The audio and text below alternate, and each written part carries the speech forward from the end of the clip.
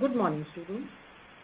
Today, in the chapter of Vedic Age, we will be understanding the social setup of the Vedic era, how life moved about with the happenings taking place in the Aryan time period. Historians are of the view that the Aryans came from the Central Asian region, and there might have been factors like shortage of food and fodder, which would have led them to migrate to an area which would hold better prospects for them. So they came towards the Indian subcontinent. As Aryans came to India and they settled in the Indian subcontinent, they were also known as the Indo-Aryans.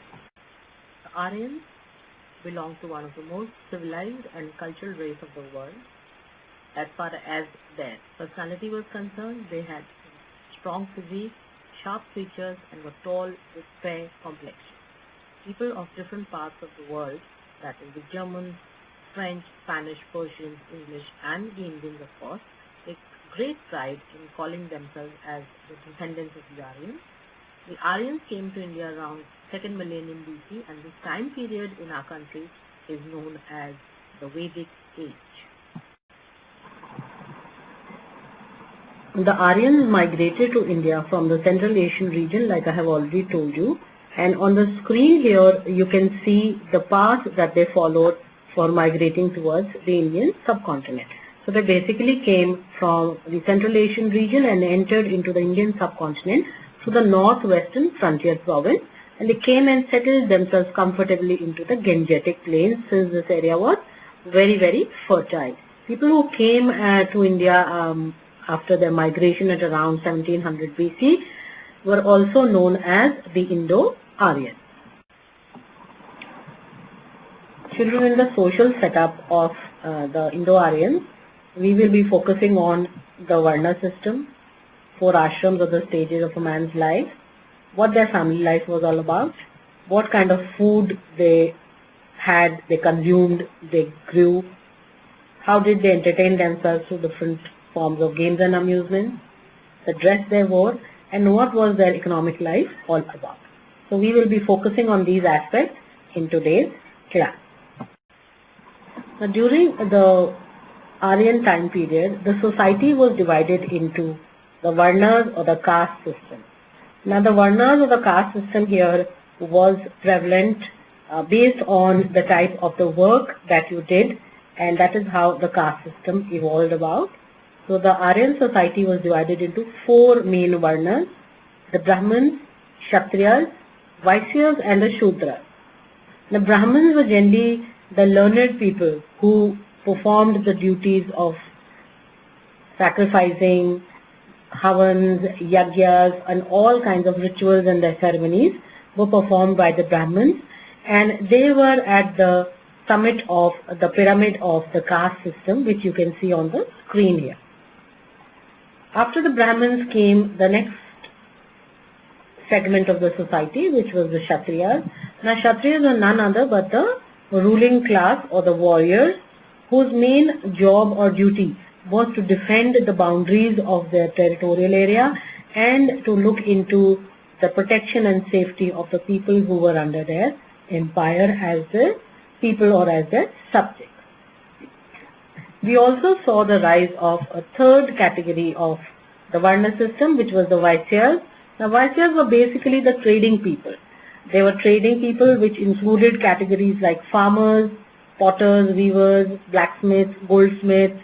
So all people, basically the service industry, belonged to the Vaisya community. And the last one was the Shudras, who were considered to be the descendants of the Dasyus. Now, Dasyus were there was a term which has been given by the Indo-Aryans to the original inhabitants of the Indian subcontinent. These people were present in the northern part of the country, but when the Aryans came to India, they pushed them down towards the southern peninsula. So these people were considered as the ones who would be serving the higher 3 Varnas, that is all kinds of menial work, and the serving of the Vaisyas, Kshatriyas, and Brahmins was done by the Shudras, whom the Aryans considered as the descendants of the Dasyus. This slide here will give you a clear picture about the caste system which was existing. So you can see a Brahmin in a meditating posture. There was the Kshatriya who was supposed to be protecting the territorial boundaries as well as the subjects, the trading community through this picture, and this is the representation of a Shudra, the so-called descendant of the Dasyus, who was supposed to be serving the higher three Varnas, that is of the caste system during the Vedic civilization. Let us now focus on the four ashrams of a man's life during the Vedic time period. The four ashrams of a man's life were namely the Brahmacharya, the Grihast, the Vanaprast and the Sannyas. So these were the four stages according to which a man's life was divided into. The first stage was known as the Brahmacharya, which we can associate with a student life in today's time period. So Brahmacharya was the educational time period which started from the middle section till the time you were 25 years of age, and it was during this time that the traditional Vedic sciences were being imparted to the students along with the religious scriptures being taught to the students. The religious scriptures were in form of the Vedas and the Upanishads. An important aspect of the Brahmacharya life was that the students had to go and reside in the Gurukuls. Now these Gurukuls were like residential schools which were away from the home of the students, and they had to stay in the Gurukuls where besides their education they also had to serve their teacher, their guru, his family, and work for conducting the day-to-day activities of life along with gaining education from the guru. So Brahmacharya was the phase of life which we can say is related to the student life in today's world. After completing their education, the next stage which came into the man's life was the Grihast ashram. Now Grihast is a word which has been taken from the word Griha. Griha means home or house. So when a person became a householder, that is after completing the education and when man was ready to take up the responsibility of becoming a family head, establishing a family household, taking care of the family members, this is the stage when the Grihast ashram began. Now this phase began from 25 years of age till 50 years of age and was one of the most crucial stages in a man's life during the Vedic time period, because man was supposed to be balancing both his duties as far as the family and the social aspect was concerned. So he was a married man at this time where he had to look into the needs and requirements of his household and all the family members. This was also the stage where whatever he had gained as a student during his Brahmacharya stage, he had to put all that knowledge to use so that it could be gainful knowledge which was being put to use to make ends meet in the Grihast state. The third stage in a man's life during the Vedic era was the Vanaprast. The Vanaprast lasted from the age of 50 to 25 years of age. During this period, man was expected to retire from the worldly life and acquire spiritual and philosophical knowledge. Because this was the time when he had fulfilled all his duties, his children were grown up, so now they could take over the role of a Grihast, and this allowed man to move on to the third stage of Vanaprast, which allowed him to walk on the path which would ultimately lead him or his soul to mingle with the ultimate power and to walk on to the divine path. Fourth of the ashrams, or the last stage in a man's life, came when he attained 75 years of age, and this was known as sannyas. This stage lasted from approximately 75 to 100 years, and the sannyas ashram was basically a period of renunciation. Man had to leave everything and go for meditation in order to attain moksha or salvation. So for this, he had to be completely free from the emotional attachment. This was the stage and age in a man's life when he became an ascetic and dedicated his life to serve God till his last day. As we have come to know about the four ashrams of a man's life during the Aryan time period, Let's move on to the family life and have a look as to what sort of family system was existing during the Aryan or the Vedic time period. So in the Vedic time period or in the early Vedic era, the Aryans lived in villages and family was a fundamental unit of the society. They followed a patriarchal system. Patriarchal basically means that the oldest male member of the family is the head. He was called as the Grihapati. The Grihapati word comes from the word Griha.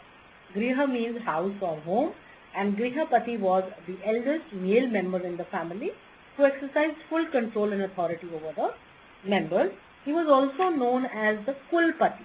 Now Kulpati is another name or associated with the family life. Kul again means a clan or a family. So the head was also known as a Kulpati. After the death of the Grihapati, all the responsibilities went over to the eldest son, which goes to show that a patriarchal hierarchical system was in existence during the Aryan time period. The Grihapati was supposed to perform sacrifices or yagyas.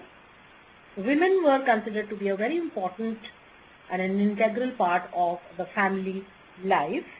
Women were respected. The institution of marriage was very sacred. The daughters had the freedom to choose their husbands, and their presence was essential at all religious ceremonies. So much so that remarriage of the widows was in prevalence, and there were no examples of any child marriage. The marriageable age for women has been mentioned in the Rig Veda as approximately 16 to 17 years, and since women had access to knowledge and education, some of them even went up to composing the Rig Vedic hymns.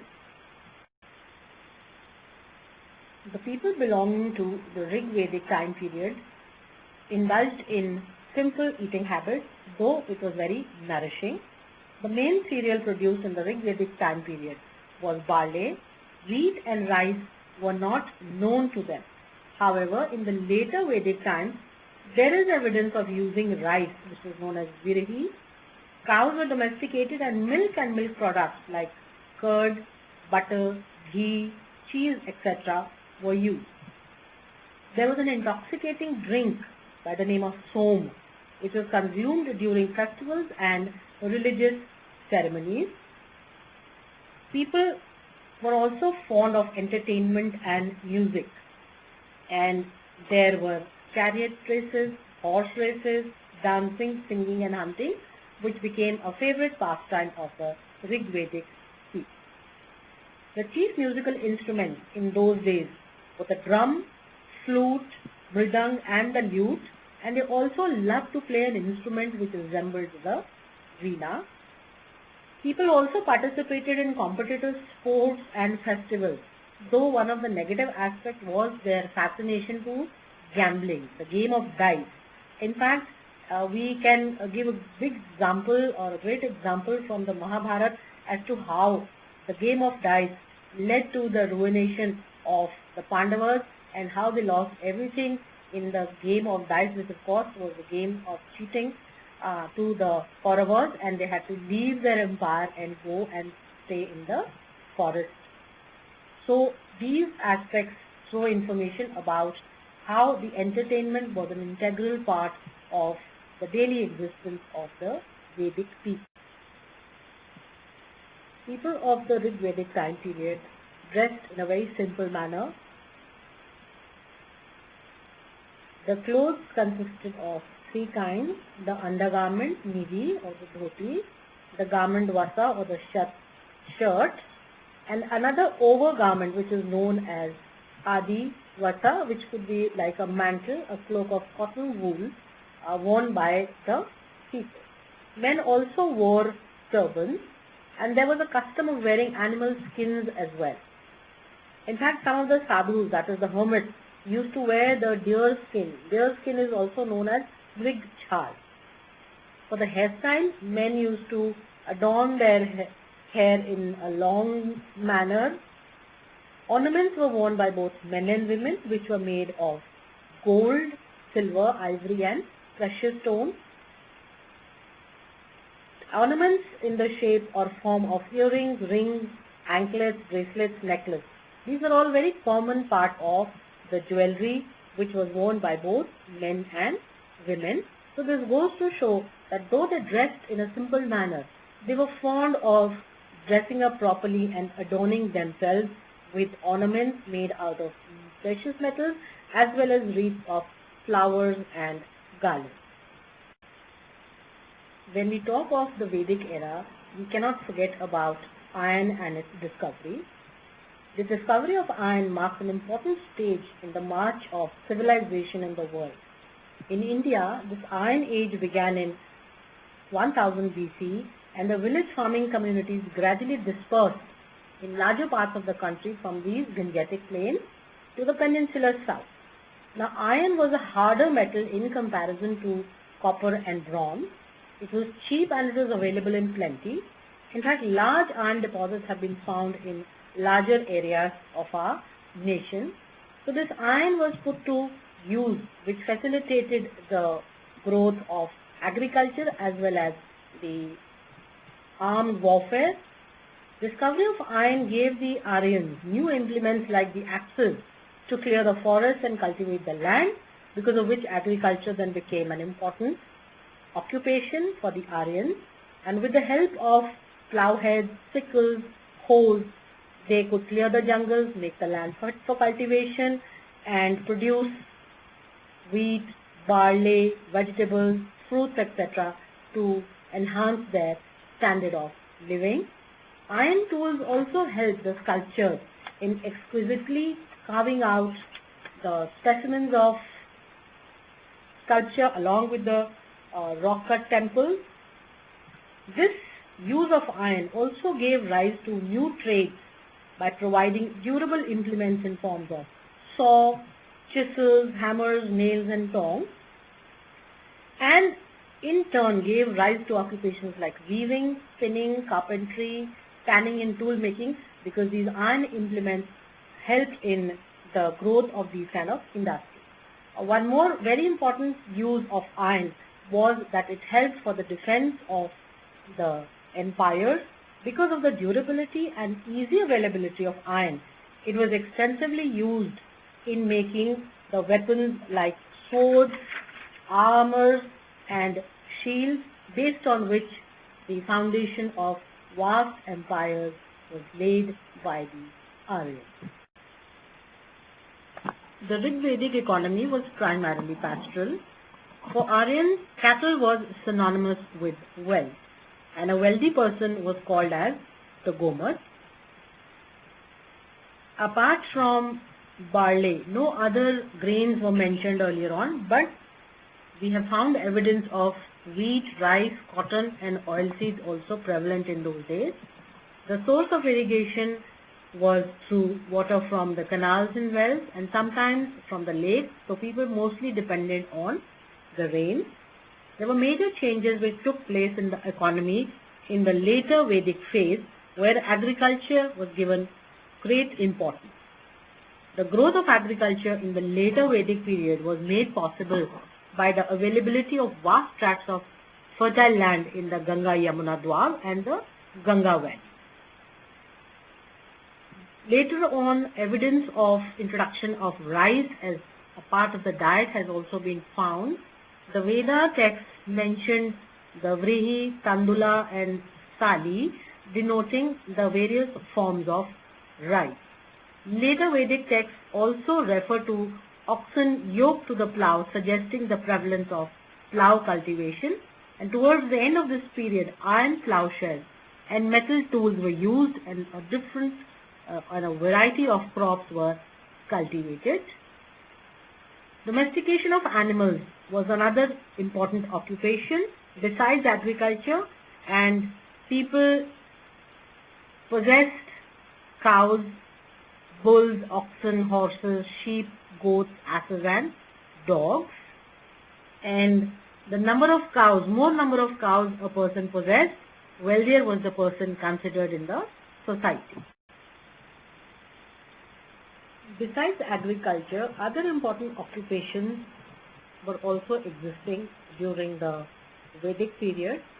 The chief industries referred to in the Rig Veda are related to carpentry, goldsmith, blacksmith, weavers, potters, tanners, and physicians as well. People also dealt with crafts in various metals, pottery and fishery. The women were engaged in the spinning, weaving, knitting and dyeing industry. All people worked for the benefit of the society as a whole, and no profession was considered inferior or below a dignity. So there was dignity of labor which was existing during the Vedic time period. During the later Vedic phase, agricultural surplus led to trade which gave rise to the markets from which developed the towns and cities, so they were not indifferent to trade and commerce. Trade became the pivot around which the whole town or the city life moved. Though the Aryans had introduced some coins, but the barter system was still dominant in trade with the other countries, and cow was also regarded as a standard of value. The value of things was measured in terms of cow. Trade was carried on generally by road, as trade by sea was not quite unknown. So students, in today's session, we learned about the coming of the Aryans, their time period, what their family life was all about, what kind of an economic infrastructure was being supported, the different occupations, and what were their living habits. All this information I hope has been of use to you, and I hope you all enjoyed today's session. Till we meet again for the next topic and lesson, thank you and take care.